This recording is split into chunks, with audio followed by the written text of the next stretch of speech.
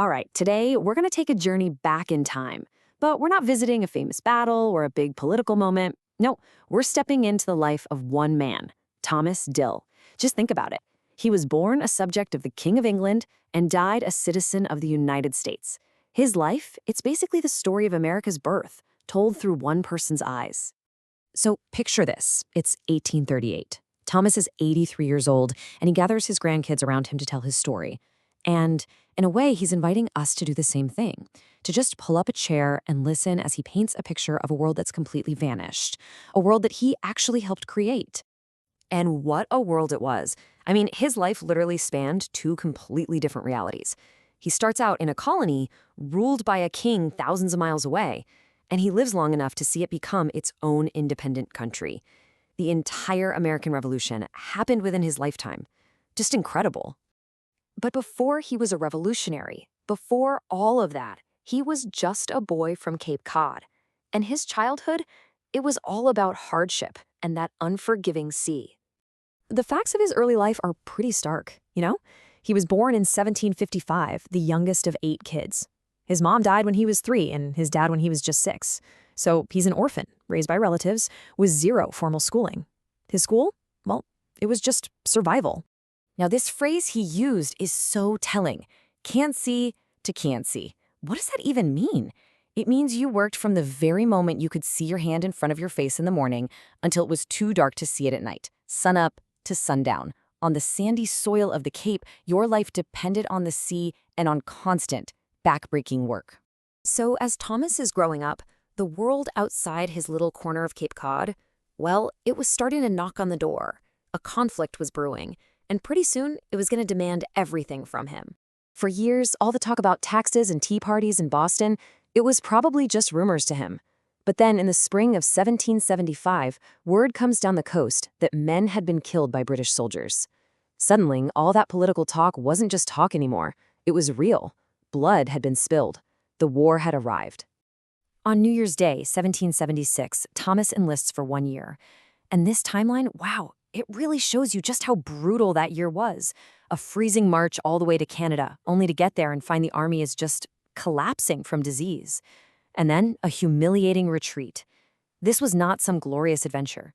This was a year of pure survival. You know, for Thomas and so many others, the biggest enemy wasn't the British Army. It wasn't the guys in the redcoats they were most afraid of. It was disease. He said smallpox was the real enemy. He watched guys he'd marched hundreds of miles with die in their tents.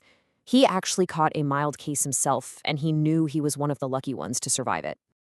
And get this, after walking all the way home in the dead of winter, he wasn't done. He signed right up for another 8 months on a ship, running British blockades to haul flour for the army. I mean, it wasn't glorious combat, but it was the kind of essential work that kept the whole revolution from falling apart. So the war is finally over, and he comes home for good. What now? Well, for Thomas, it was time to build something he'd never really had, a family of his own. In 1782, he married a woman named Hannah Horton. He said she had a laugh that could warm a room. She had also lost a parent when she was young, so they had that in common. They started with basically nothing, just a small piece of land and each other. And on that little plot of land, they didn't just build a home. They built a family, a big one. How big, you ask? 9. They had 9 children together. But that joy, it came at a staggering cost. Hannah had 9 babies in just over a decade. And Thomas's own words, they're heartbreakingly direct. He said, "I think it just wore her body out." She died at 35 years old, leaving him a widower with a house full of young kids. It's just a devastating reminder of how brutal life could be back then. So let's fast forward a few decades. In his final years, after outliving 2 more wives and seeing his kids grow up and move away, Thomas was mostly left with his memories and the kind of wisdom you only get from a long, hard life. Can you imagine, decades after he fought to create this country, that very same country made him swallow his pride? To get the veteran's pension he was owed, he had to go to court and publicly declare that he was destitute, basically prove that he was worthless. And after all that, after marching to Canada, surviving smallpox, risking his life on the open sea, the pension they finally gave him was just $8 a month. And these are his own words from his sworn statement to the court.